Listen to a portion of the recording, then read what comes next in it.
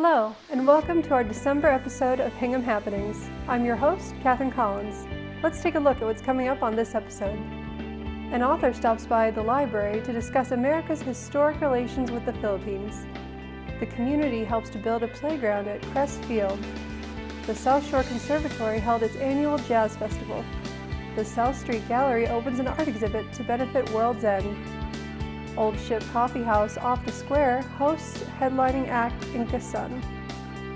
All this and more coming up on Hingham Happenings.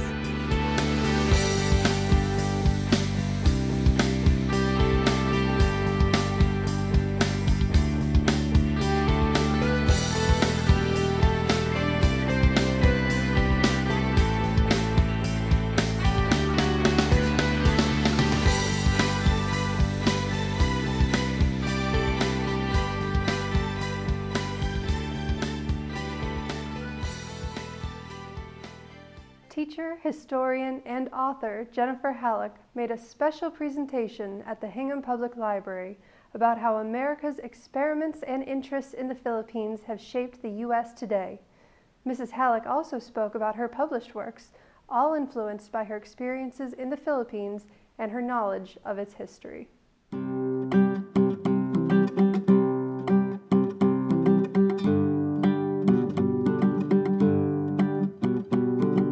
What I'm doing tonight is to talk about the Philippine American War and why I think, though it's a war many Americans have never heard of, it's more important than ever.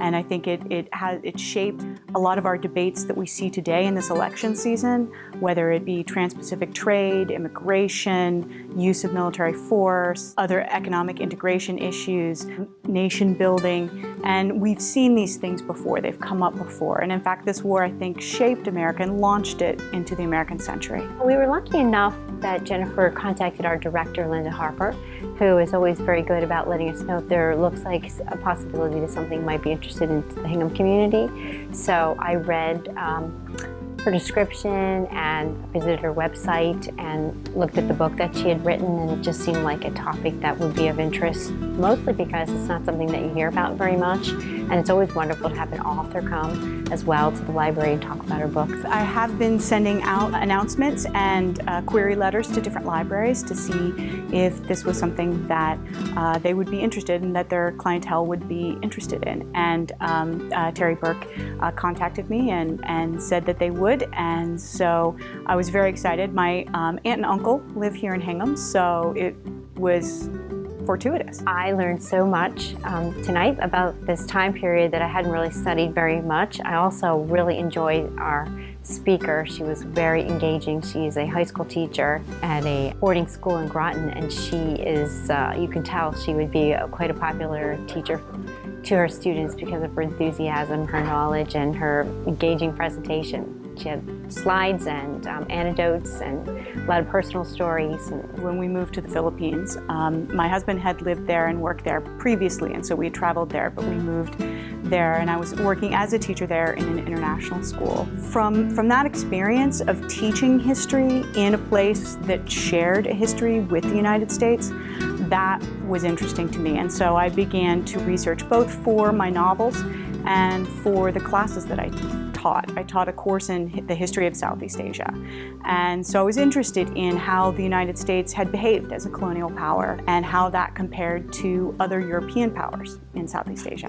When I moved back to the States and began teaching here, I began teaching an elective on America in the Philippines. So I've been able to continue my research and work with high school students and introduce them to this period.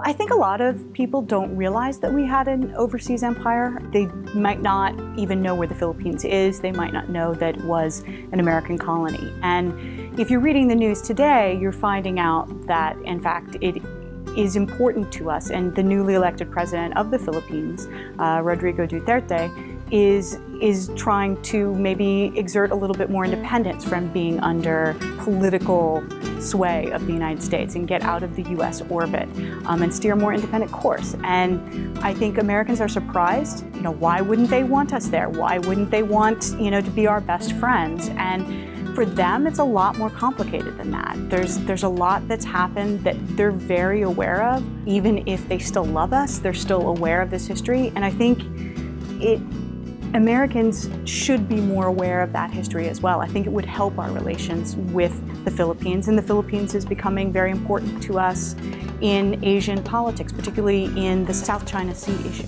I do have a website, jenniferhalleck.com. And so I've actually written a little bit about this presentation and what encouraged me to put this together. And I also have all sorts of different information. I have two books. The series starts with Hotel Oriente. That is the first book in the series, and then Under the Sugar Sun is a full-length novel. I am exclusively on Amazon.com. I think that we always, when we read a book, it's always interesting to see who is that person behind the story. Why did they write it? And how did they come to be interested in that subject? Or how did they learn about it? And what did they want us to know? So I like that personal engagement with her for myself. But also, I just feel like it made me think more when I hear these events and read it in the newspaper or hear it on television or have a candidate speak about it. I feel like I'm more informed now, and I know more about it. I know what happened in the past, and I can see it in a different light.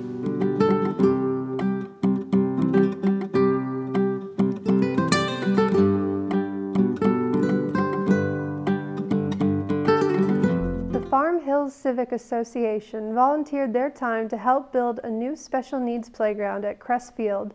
This type of playground will be a first for Hingham. Residents will achieve the Recreation Department's goal of providing a playground specifically geared toward special needs children. Shall we see how it's coming along?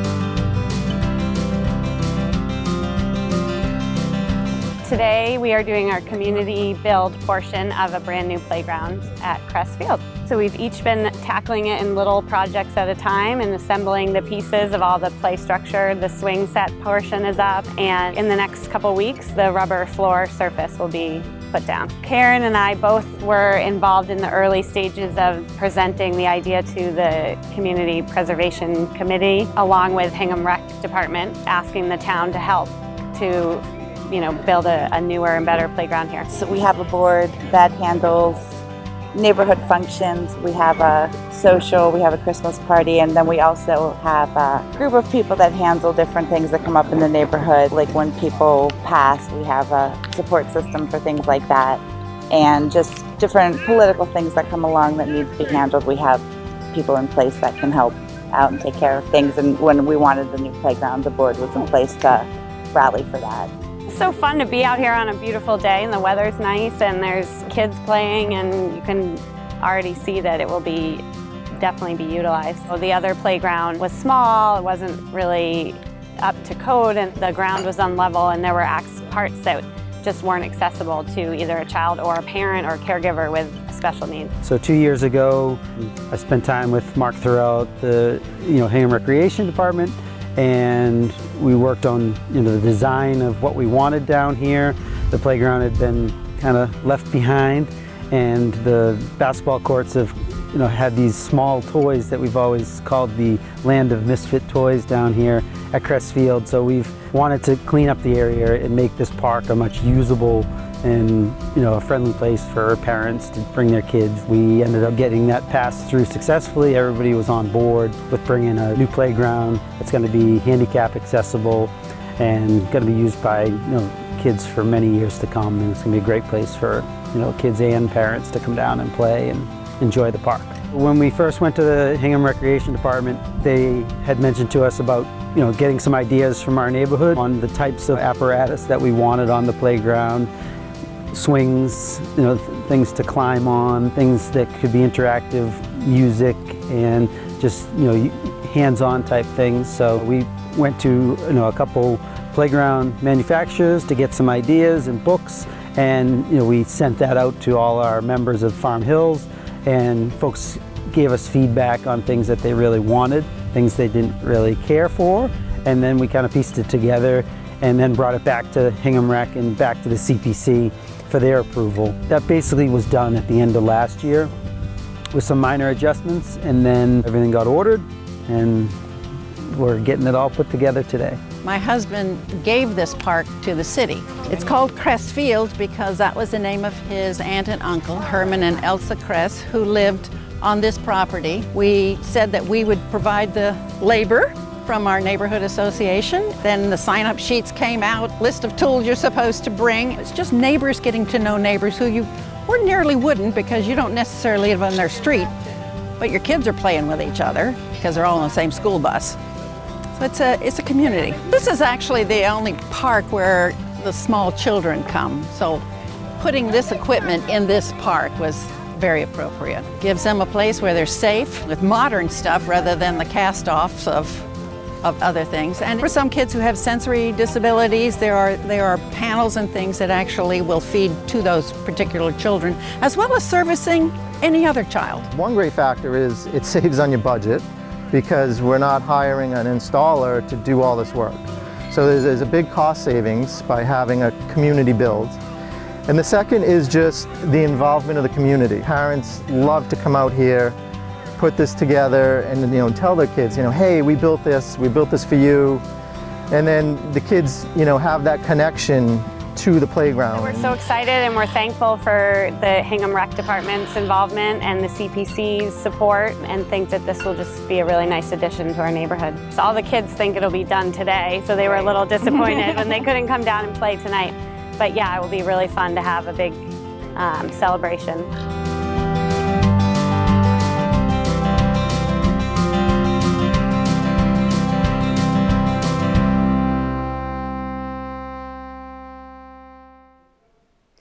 The talented faculty of the South Shore Conservatory held their annual Hingham Jazz Festival. Mixing contemporary and traditional styles, this day was a fusion of varied instrumentation and genres, and they didn't miss a beat.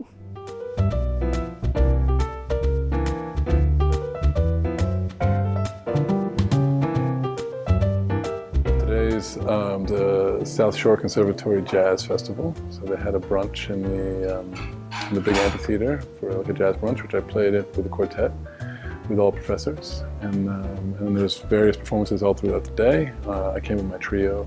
And we're going to play a set of original music in about half an hour. I've been here, this is my second year, so I'm still learning the place, but it's a great community and I really enjoy teaching here. Yeah, I'm looking forward to the year and getting some new students and playing with the community, and yeah, I'm really enjoying it. I think there are a lot of people that come to these events that say things like, wow, I didn't know you were here, or wow, I didn't know the conservatory did performances, because we started 46 years ago as the Little House on the Hill. A group of parents purchased this home from the town of Hingham for $1. And from there, and primarily what we did was give private lessons. People know that when they come to the conservatory, they're going to hear performances that they would have to go to Boston or New York to see, and that everything's well handled. We have a huge volunteer staff. They're all taken care of. We have other staff members who are here today that bring you Age Cam here, so it's really a team effort, and I love working here. This place is always vibrant and something going on, and here it is on a Sunday, and I'm spending my day here, and happily so. It's a beautiful thing. It's a beautiful place to work. This is my first outing as a jazz, rock, pop department member. I'm a classically trained singer. I've been here at the Conservatory for 11 years, mostly singing on classical concerts, but this chapter of my life I started to sing more contemporary music, and so the chairs of the jazz, rock and pop department have been trying to reel me in and have me join their team for a number of years now. And for some reason this year I decided to say yes. So I'm pretty nervous because I'm not used to using a microphone very much, but I'm really excited to get up there and sing a couple of songs that I absolutely love with some of the JRP department, who are much cooler than the classical voice department. I've been at the conservatory almost 6 years, and it's a really wonderful place to work. And one of the main reasons is, as far as teaching here, I have young students, but I also have adult students, and it's nice to have that mixture of different students, and they're all at different levels. Some are beginners, some have been playing for a while, and something I could probably take piano lessons from. I really love the community here at South Shore, so it's really great to see people, and the audiences are very excited about the music and very supportive of the musicians, and I've really enjoyed all the performances I've had here at South Shore Conservatory. One of the things that's been really extraordinary about the South Shore Conservatory journey in the 11 years since I've been here is an organization's ability to expand its range. So organizations don't need to change, but they always need to be growing and expanding.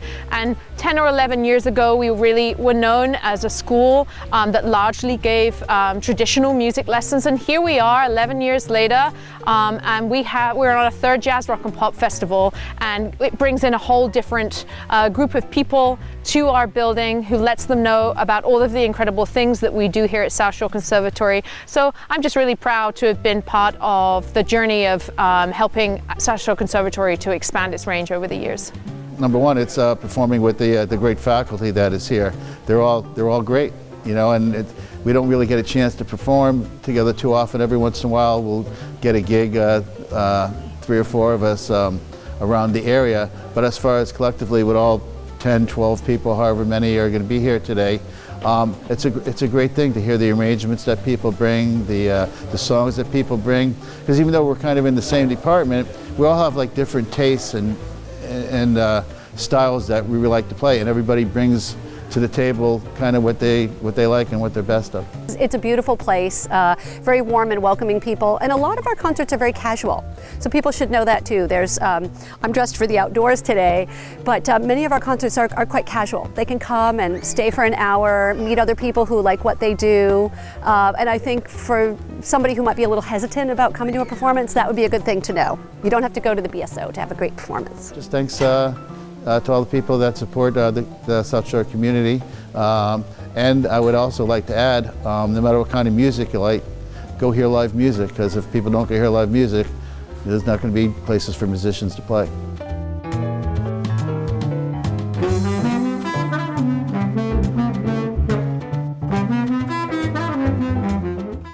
Artists trekked out to World's End to paint on location in the plein air style. These paintings were submitted as part of the Paint World's End art opening at the South Street Gallery. Profits from sales of the paintings went to the trustees of reservation to benefit the Ware River Farm and World's End properties.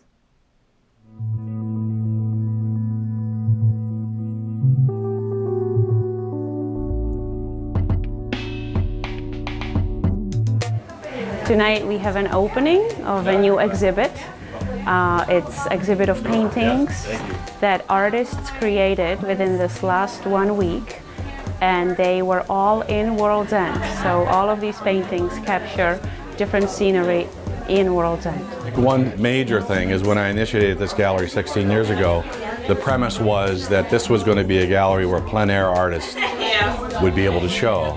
Plein air artists paint on site, on the scene, in wet paint, you know, wet and wet. And it's a very distinct type of painting rather than studio painting that is a little bit more cerebral, a little bit more measured, a little bit more of everything, because you have a lot more time to consider it. Where when you're on site painting out of doors, you have to respond to what you're looking at within a couple of hours. First of all, we had to invite artists.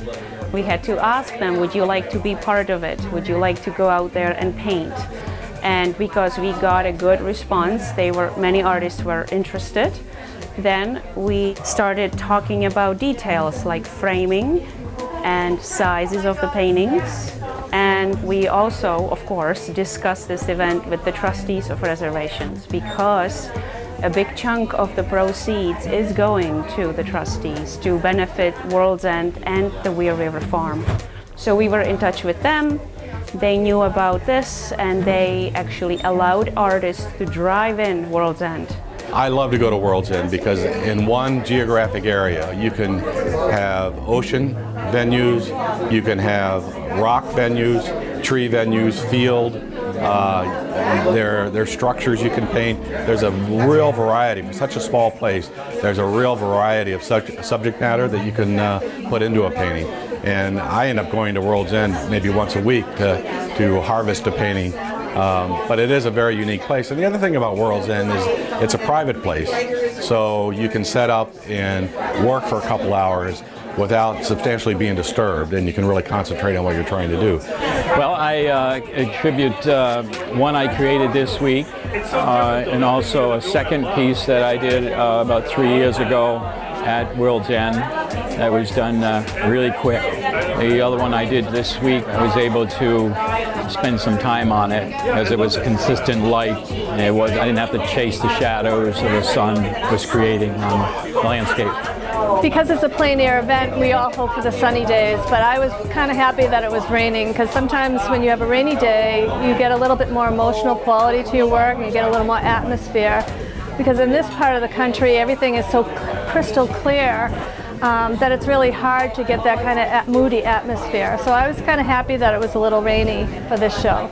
We always have some light hors d'oeuvres, the usual cheese crackers and wine, and little snack food, and people enjoy that. And we have some music playing, of course, and a fun atmosphere.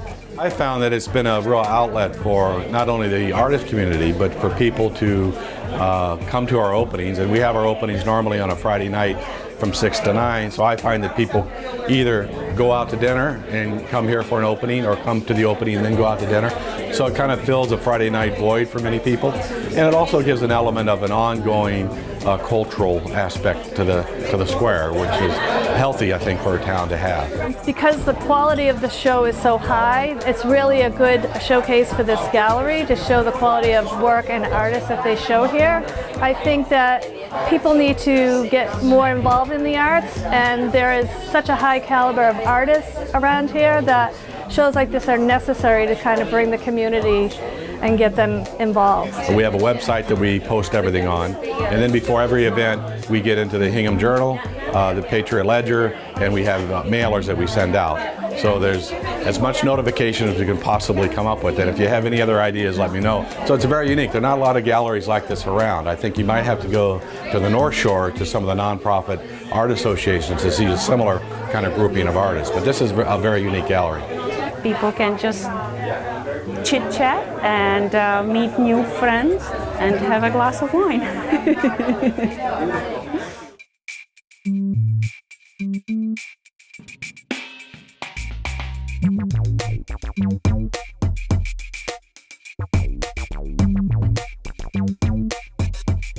The Old Ship Parish House offers its Coffee House Off the Square event at the adjoining Fellowship Hall every third Saturday. Food and beverage are served to the sights and sounds of entertainment. This month's headlining act was Pika Sing, an eclectic group from the Northern Andes who play both original music and inspired renditions of mainstream classics. The place was rockin'.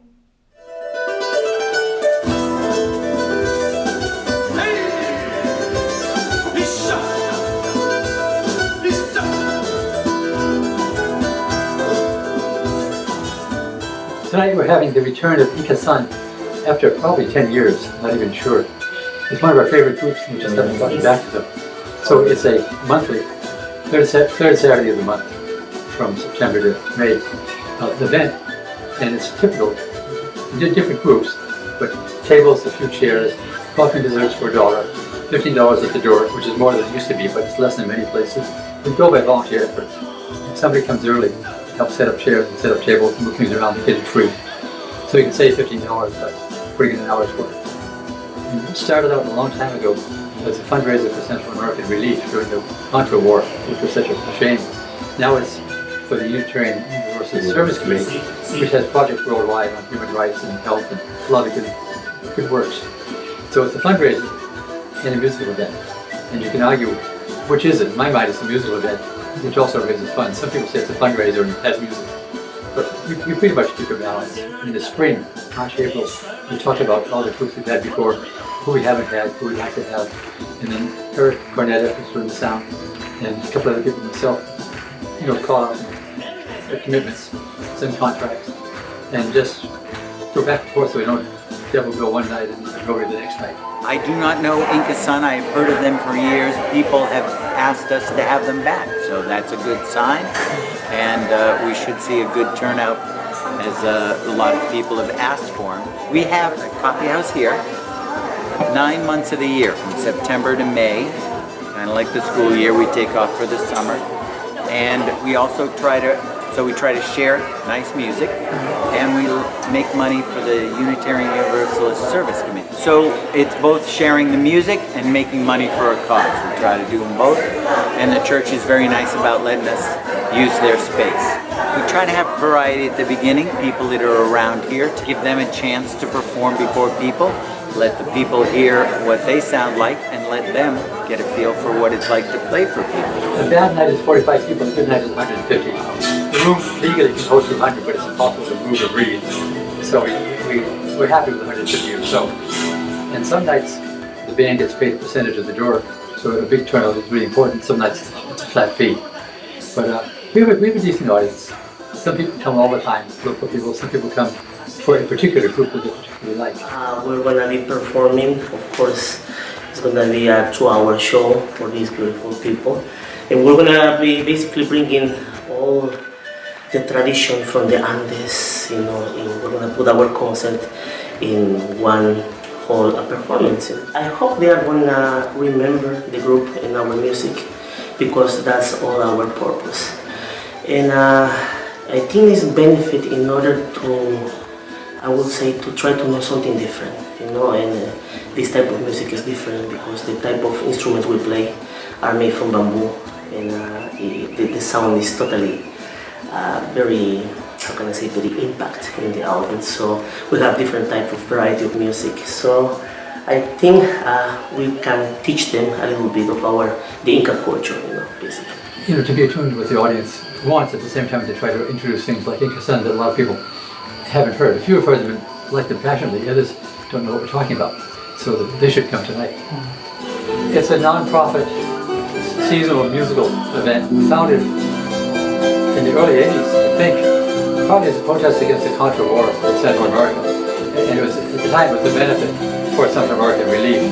Now it's a benefit for the Unitarian Universalist Service Committee, which does a lot of educational, fair housing, human rights work worldwide. A lot of us, we debate whether it's about the money or about the music. Because we exist to present the music, but we raise, you know, it's a benefit also, and we want to raise a decent amount. At the end of every season, we give a donation to the service committee. Not huge, but 2,000 or 3,000, whatever works.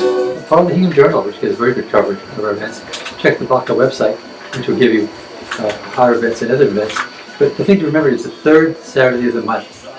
Don't go anyplace else. Come to the Old Ship Coffee House off the Square, 107 Main Street, in Parishville, across from Old Ship Church. And you'll be glad you did. And I can guarantee to get wins the football.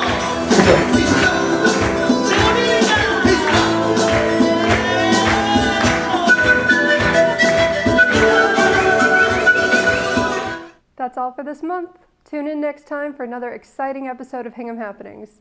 If you have any suggestions for a future episode, please email us at hinghamhappenings@hinghammedia.org. Thanks so much for watching.